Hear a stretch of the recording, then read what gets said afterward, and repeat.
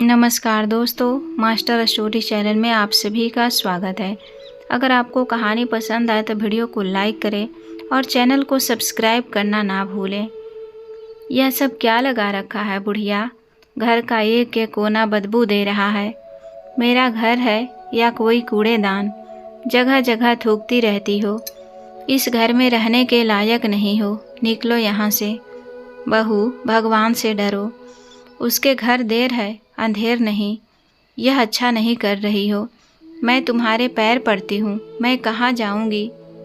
कमला जी अपनी बहू से गिड़गिड़ाते हुए बोली। रात के 12 बज रहे थे और बाहर सड़क पर गुमराह अंधेरा छाया हुआ था। कमला जी की हालत ऐसी नहीं थी कि वह बिना किसी सहारे के चल फिर पाए। जब से उनके पैर की हड्डी टूटी थी, तब से वह अपने सारे काम बिस्तर पर ही कर रही थी। अभी कुछ देर पहले ही उन्होंने बिस्तर गंदा कर दिया था, तो आज बहू उन्हें गुस्से में आकर घर से ही निकाल रही थी और कमला जी बार बार बहू से हाथ जोड़कर माफ़ी मांग रही थी। कमला जी अंदर टीवी देख रहे अपने बेटे को लगातार आवाज़ दे रही थी। ओ बेटा, ओ मेरे लाल, रोक ले बेटा।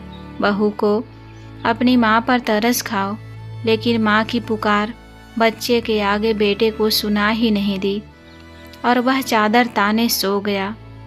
कंचन उन्हें हाथ में एक लाठी पकड़ा कर बोली, बुढ़िया, बुढ़ापे में तुम जैसे लोगों का यही सहारा होती है। पकड़ इसे और दफा हो जा यहाँ से। हर जगह से बदबू ही बदबू आती है। वहाँ से आदमी बुलाकर पूरे घर में फिनाइल डलवाना पड़ेगा। इतना कहकर उसने कमला जी को दरवाजे से धक्का दे दिया और अंदर से दरवाज़ा बंद कर लिया। पहले बहू दरवाज़ा ना खोली तो कमला जी बेचारी दूसरी बहू का दरवाज़ा खटखटाने लगी। प्रियंका बहू, तू तो दरवाज़ा खोलो। बस आज रात के लिए मुझे अपने घर के एक कोने में पड़े रहने दो बेटा।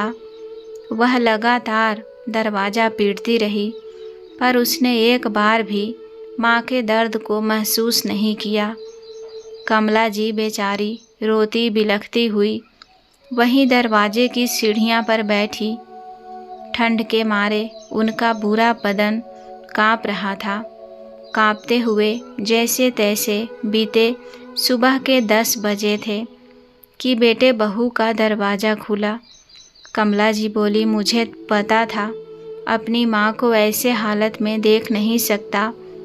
पंकज बोला, माँ बड़ी ढीठ हैं आप, अभी तक यहीं पड़ी हैं। अरे मर क्यों नहीं जाती, हमारा भी पीछा छूटेगा। चलो कंचन, देर हो रही है, फ्लाइट छूट जाएगी। बेटे की बातें सुनकर कमला जी की आंखें छलक पड़े। बड़ा बेटा भी माँ को ठोकर मारकर बच्चे के साथ चला गया था। बेचारी कमला जी लाठी का सहारा लेकर रेलवे स्टेशन के पास भीख मांगने बैठ गई थी, तो वहाँ आते जाते लोग उन्हें कुछ न कुछ खाने को दे देते थे। पर कई दिनों से कमला जी का दर्द बढ़ता जा रहा था और वह दर्द से कराह रही थी। कमला जी अपने पति को याद करके बस रोए जा रही थी और खो गई बीती यादों में। ओ मेरी श्री देवी, ले आया 2 टिकट, तैयार हो जा, आज शाम को चलेंगे फिल्म देखने। 70 वर्षीय जगमोहन जी लाठी लिए हांफते हुए आए। पत्नी कमला से बोले, क्या ले आए जी सवेरे सवेरे? आँख न दीदा, काम करता और फिल्म देखूंगी इस उम्र में। अरे काहे को पैसा खराब कर दिए। और क्या श्री देवी लगा रखा है, मेरा नाम कमला है। कमला जी आंगन में तार पर कपड़े डालते हुए बोली, देख नहीं रही कैसे हाथ कब कपाते हैं। इतनी दूर फिल्म देखने तो अगले जन्म में ही जा पाऊंगी। अरे सुनो कमला जी, मैंने सब इंतजाम कर दिया है, रिक्शा वाले से बात कर ली है, वह शाम को 4 बजे घर आ जाएगा, घर से ले जाएगा और हमें छोड़ भी जाएगा। तेरे कितने अरमान थे कि फ़िल्म देखनी है। कोई राजेश खन्ना की फ़िल्म लगी थी उस वक्त टॉकीज में। नौकरी, बच्चों की जिम्मेदारी, ऊपर से अम्मा का डर कि घर की बहुएं फ़िल्म नहीं देखती थी। कभी फ़िल्म नहीं दिखा पाया तुझे। शहर की पढ़ी लिखी लड़की थी तू, पर मुझसे ब्याह करके कैसी बाबरी सी बन गई थी। भाई भाभियों के बीच रही, कभी एक गिलास पानी उठा कर भी ना पिया तूने। मेरे घर आकर बिना कुछ कहे चूल्हा चौका, बच्चों की जिम्मेदारी को खुश होकर करती गई, पता ही नहीं चला। कमला जी कब बुढ़ापा आ गया, बालों पर सफ़ेदी छा गई, हाथों में लाठी, आँखों में चश्मा आ गया। बच्चे अपने अपने परिवार को लेकर रोजी रोटी में व्यस्त हैं। उनकी भी गलती नहीं, उन्हें भी परिवार पालना है।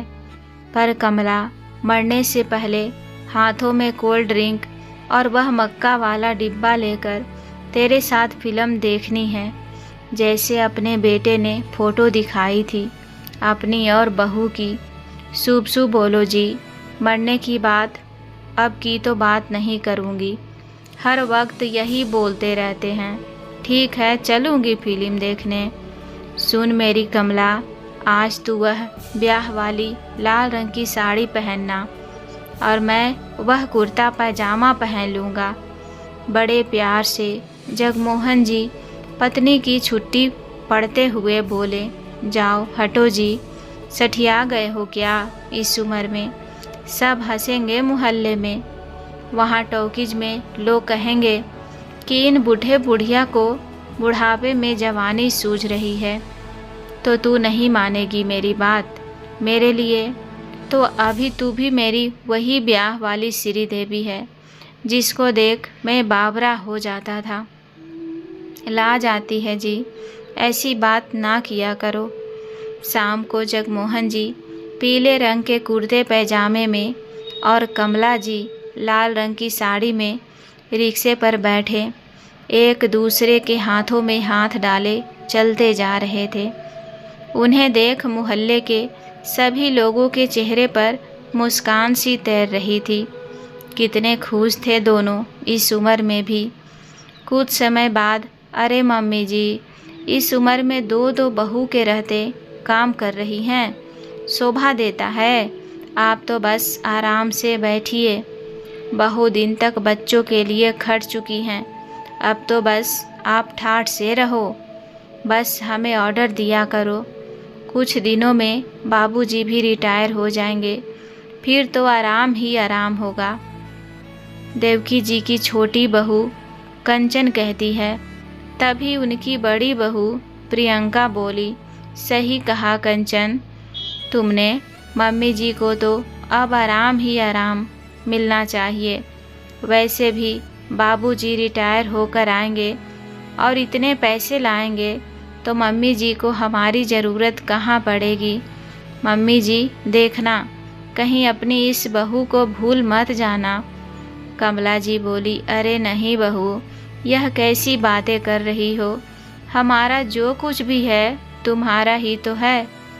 और जिसकी इतनी संस्कारी बहू हो, उसे सास को भला भारी आडंबरों का क्या काम। तुम लोग गांव आती हो, 2-4 दिन ही रहती हो तो घर में रौनक बढ़ जाती है। बस इसी तरह हमसे मिलने आया करो। कमला जी और जगमोहन बाबू के 2 बेटे बहू, पोते पोती, भरा पूरा परिवार सब अपने अपने दुनिया में रहते थे। कभी माता पिता की कोई चिंता नहीं होती थी। पर ना जाने क्या बात है जो 6 महीने से उन्हें अपने माता पिता की बहुत चिंता होने लगी थी। सच कहते हैं लोग, पैसा अच्छे अच्छों को बदल देता है। माँ तो फिर भी ममता में आकर सब कुछ भूल जाती है। जगमोहन बाबू हमेशा कमला जी को सचेत करते कि कमला, जब कोई ज़रूरत से ज़्यादा मीठा बोले तो समझो कुछ गड़बड़ है।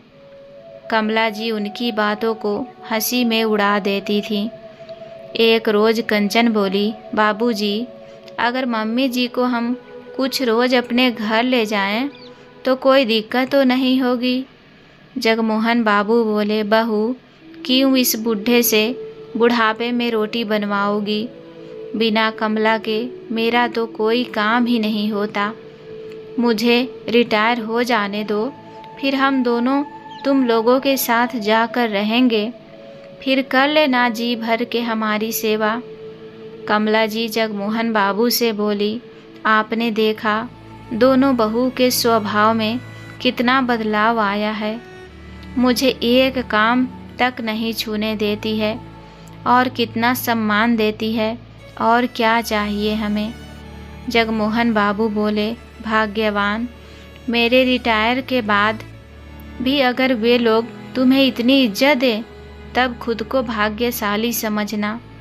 कुछ महीने ठहर जाओ, फिर दूध का दूध और पानी का पानी हो जाएगा। धीरे धीरे समय बीता। जगमोहन बाबू रिटायर हुए। पंकज और मनोज दोनों ने बड़े प्यार से अपने बाबूजी को समझाया कि गांव में कुछ नहीं रखा है, ना तो पूरे समय बिजली आती है और ना समय से पानी। शहर में एक बड़ा सा घर ले लेते हैं, वहीं सब मिलजुल कर रहेंगे। जगमोहन बाबू को बेटे का विचार अच्छा लगा। सगे संबंधियों ने भी कहा कि आज के समय में ऐसा बेटा कहाँ मिलता है, तो आपके बेटों की मदद करनी चाहिए। फिर क्या था, जगमोहन बाबू ने अपने सारे पैसे बेटों के कहने पर लगा दिए और शहर में बड़ा सा घर खरीद लिया और साथ में रहने लगे। एक दिन प्रियंका बोली, मम्मी जी, मेरे भाई की शादी है। अब क्या बताऊं, मेरे पास पहनने के लिए कोई जेवर नहीं है। घर खरीदने में जो थोड़ी बहुत पैसों की कमी हुई, उसे मैंने अपना जेवर बेच करके ही तो पूरा किया है। अब ऐसे सोना गला लेकर शादी में जाऊंगी तो सारी बिरादरी में बाबूजी की बड़ी बदनामी होगी। इससे अच्छा है कि मैं शादी में ना जाऊं। कंचन ने भी अपनी तकलीफ सास के सामने रख दी। कमला जी के पास जो भी कीमती गहने थे, उन्होंने उनके 2 हिस्से लगा दिए। जेवर पाते ही बहू ने अपना रंग दिखाने शुरू कर दिए। एक दिन जब कमला जी रसोई में रोटी बना रही थी, तभी कंचन आकर रोटी को चेक करती है। ओहो माँ जी, आपसे कितनी बार कहा है कि आप रोटी में ज़्यादा घी मत लगाया करो, समझ नहीं आता क्या? अब इस उम्र में इतना दूध घी खाकर क्या करोगी?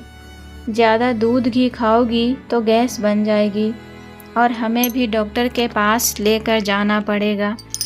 एक तो दूध की महंगा और उस पर डॉक्टर का बिल इतना महंगा, दवाइयाँ भी इतनी महंगी पड़ती है। कमला जी बोली, बहू कोई बात नहीं, इनसे कहूँगी अगले महीने जब सारा सामान लाएंगे तो 2 किलो घी भी ले आएंगे।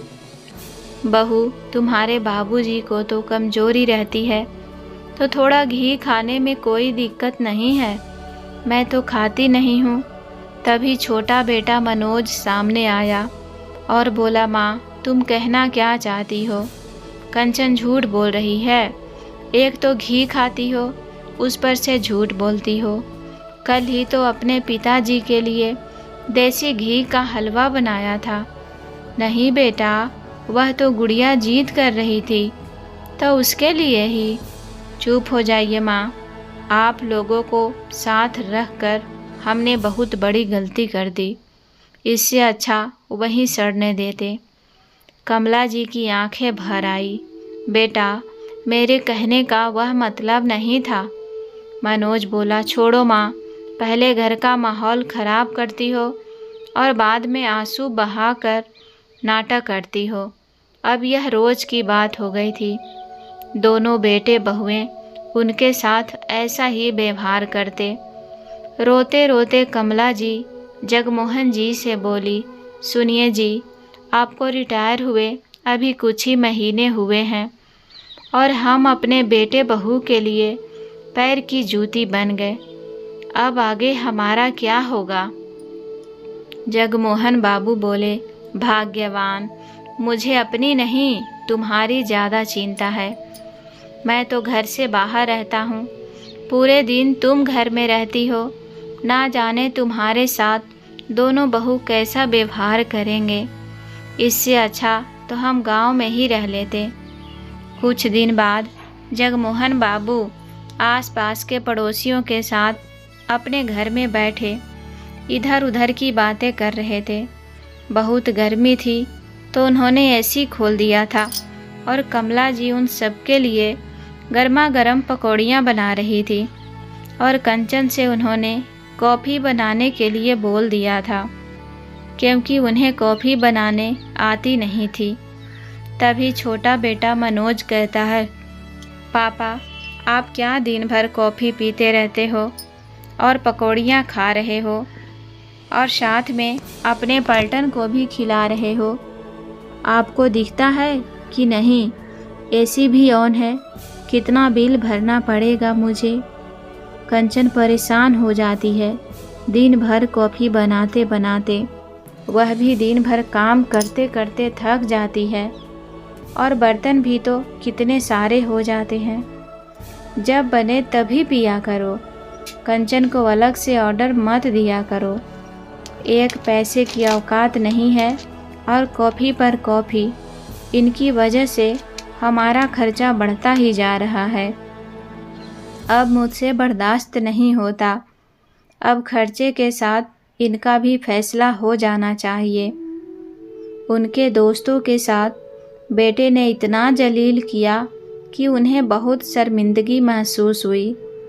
उनके सारे पड़ोसी दोस्त तुरंत वहाँ से चले गए।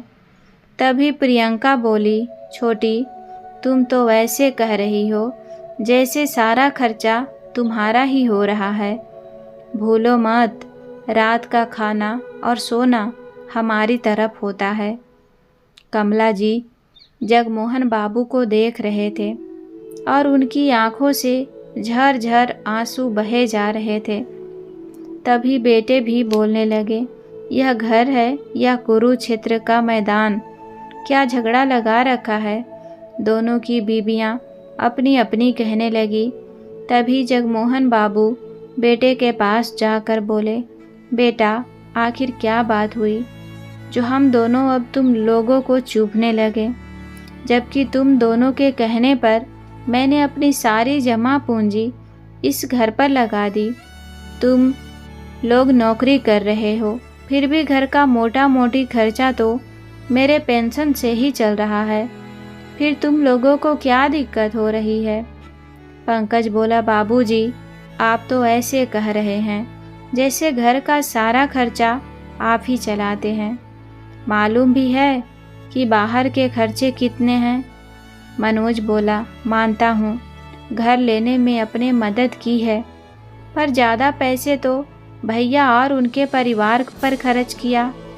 मेरे बच्चों के लिए आपने क्या बचा कर रखा है? तो मैं तो भाई अपने हाथ खड़े करता हूँ, पर बेटा तुम ऐसा कैसे कर सकते हो? पंकज बोला, बाबूजी, आप तो चुप ही रहिए। अरे जब कमाते थे तब की बात अलग थी, पर अब आप दोनों का खर्चा हम पर भारी हो रहा है। जगमोहन बाबू बोले, बेटा, अगर तुम भूल रहे हो तो याद दिला दूं, आजकल हर तीज त्योहार पर तुम लोगों के लिए कपड़े उपहार हम भी देते आए हैं। यहाँ तक कि तुम दोनों के घर का किराया भी मैं ही भरता आया था। याद है ना, या भूल गए? पंकज बोला, अच्छा, तो अब आप हमसे हिसाब लेंगे? और हमारी बातें अगर आपको इतनी ही बुरी लग रही है तो आप दोनों अपने रहने का इंतजाम कर लीजिए। कमला जी बोली, पंकज, यह कैसी बातें कर रहे हो? तुम्हारे बाबूजी ने पैसे देते समय एक बार नहीं तुमसे सवाल किया और अपनी सारी जमा पूंजी तुम लोगों के कहने पर इस घर पर लगा दी। अब तुम हमें कहीं और जाकर रहने के लिए कह रहे हो। क्या इस घर पर हमारा कोई अधिकार नहीं है? कंचन बोली, देखो तो जरा भाभी, इस उम्र में इन्हें अपना हिस्सा चाहिए। मम्मी जी, जरा से भी शर्म बची हुई है कि नहीं?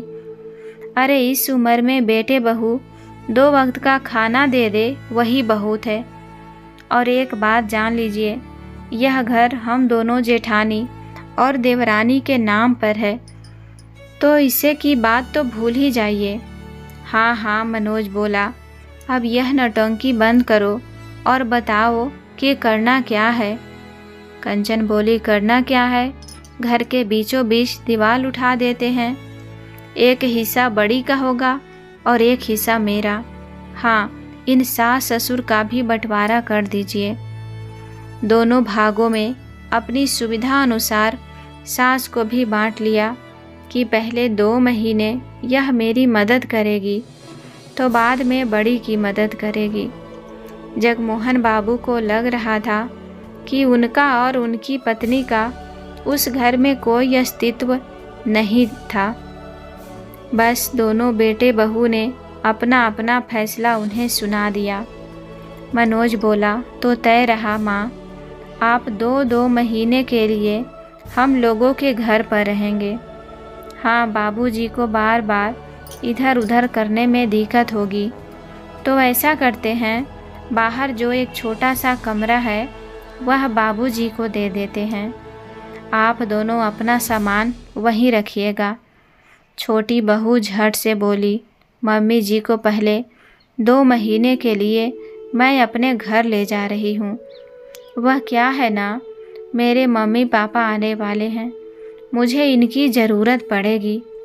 इतना कहकर वह कमला जी को हाथ पकड़कर खींचते हुए अपनी तरफ ले गईं।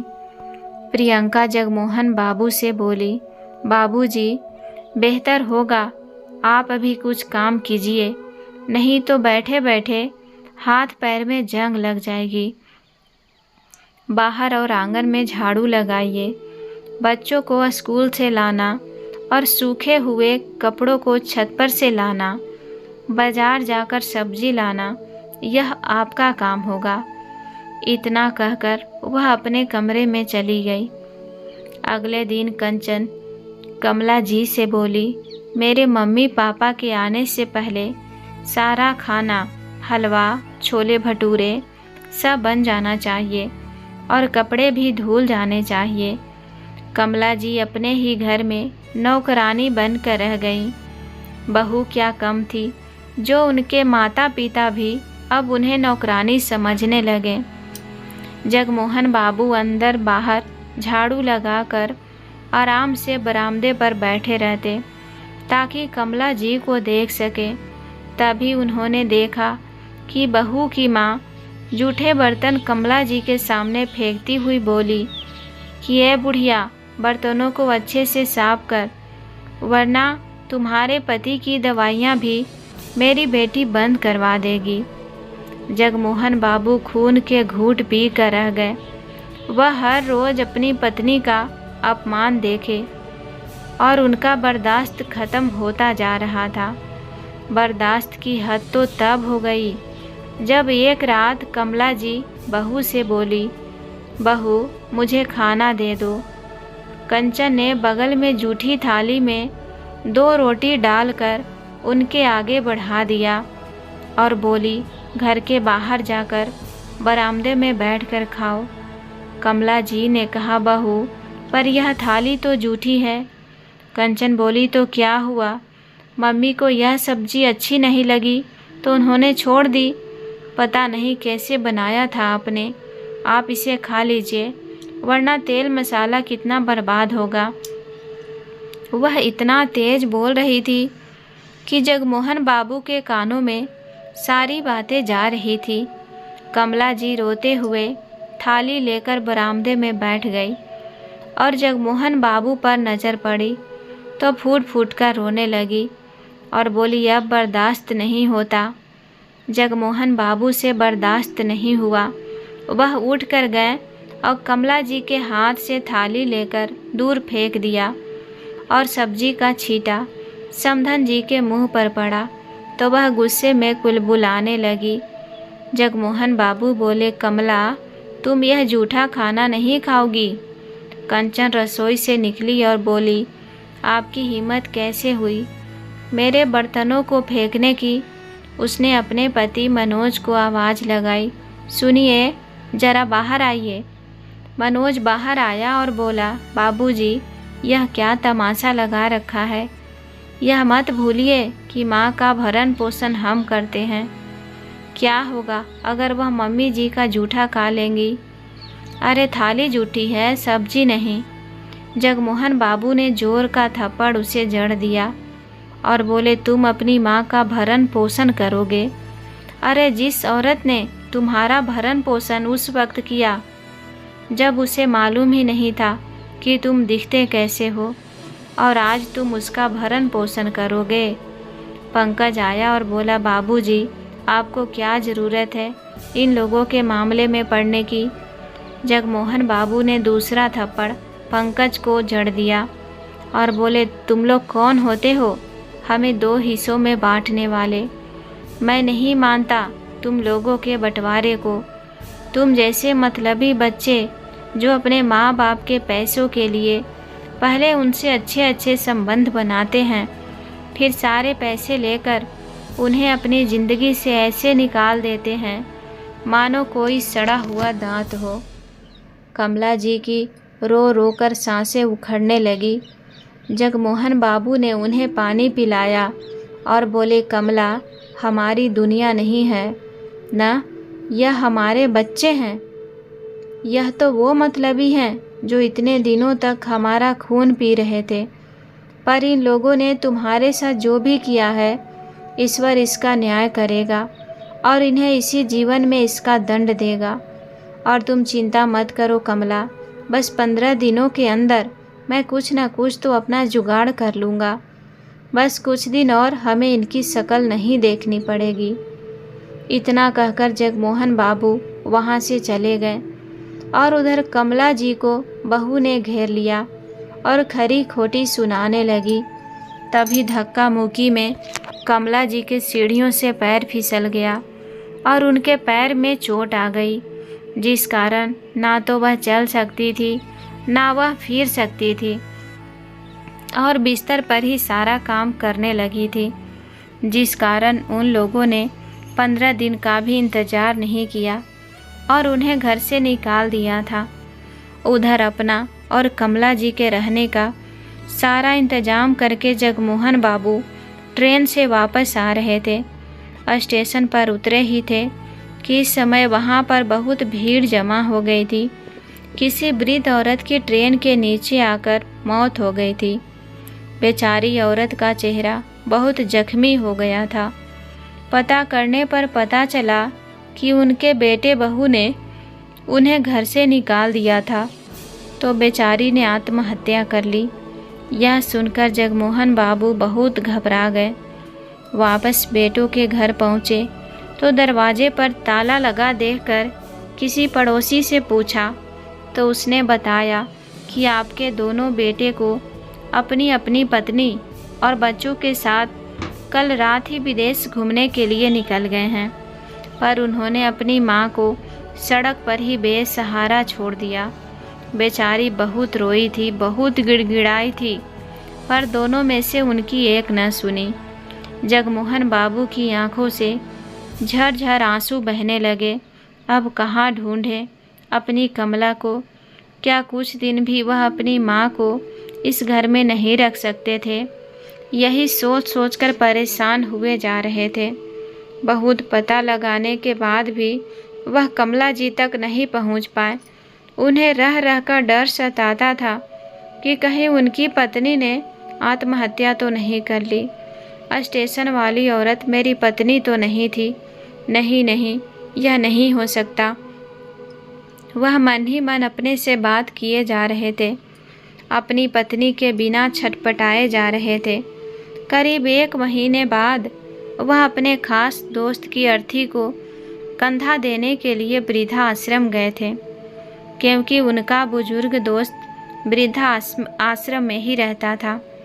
अंतिम संस्कार होने के बाद जगमोहन बाबू ने देखा एक औरत कोने में पड़ी हाथ में तस्वीर लिए रोए जा रही थी।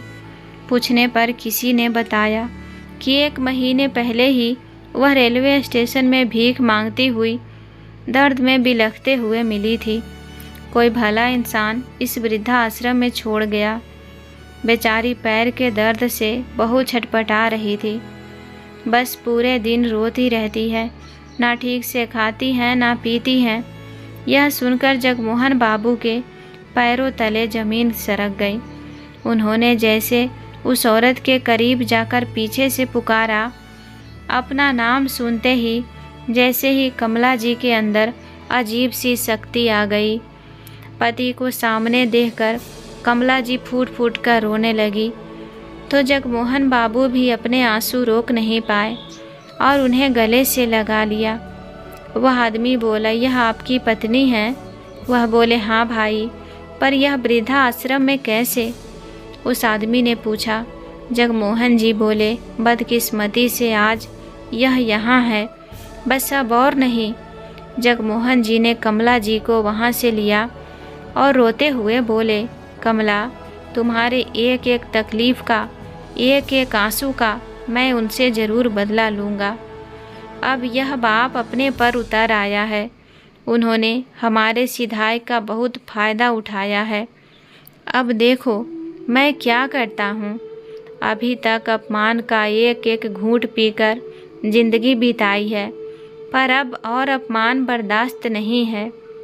जगमोहन बाबू ने पुलिस स्टेशन में जाकर बेटों के खिलाफ रिपोर्ट दर्ज करवाई। पुलिस ने भी सारा माजरा सुना और बेटे बहू के घर पर ताला लगवा दिया। जब बेटे अपनी पत्नी के साथ घूम फिरकर विदेश से घर लौटे और घर पर बड़ा सा ताला लगा देखा, तो चारों के पैरों तले जमीन सरक गई। पता लगाने पर बेटे बहू दौड़ते हुए भूखे लोमड़ी की तरह माता पिता के पास पहुँचे। जगमोहन बाबू और कमला जी को पुलिस के साथ देखकर चारों के पैरों तले जमीन सरक गई। बड़ा बेटा नरम आवाज़ में बोला, बाबूजी, यह क्या है? हमारे घर पर आपने ताला क्यों लगाया? कि तभी एक पुलिस वाला उसमें जोड़ का थप्पड़ लगाते हुए बोला, शर्म नहीं आती अपने माँ बाप को लाचार बेसहारा सड़क पर छोड़ते हुए? आज तक उनके पेंशन के सारे पैसे तुम लोग रखते रहे और उन्हें 2 रोटी के लिए भी तरसाते रहे। अब तुम भी ऐसे ही भटको, क्योंकि हर माता पिता को अपने बच्चों से भरण पोषण के लिए अपना अधिकार मांगने का पूरा हक है। और बाबूजी चाहते हैं कि वह घर, करोड़ों का घर कमला जी के नाम पर हो, क्योंकि उस घर को खरीदने में उन्होंने अपनी पूरी जमा पूंजी लगा दी। नहीं तो वह आप दोनों को जेल भिजवा देंगे और जो भी कमला जी के गहने दोनों बहू ने उनसे छीना है वह भी उन्हें वापस करें।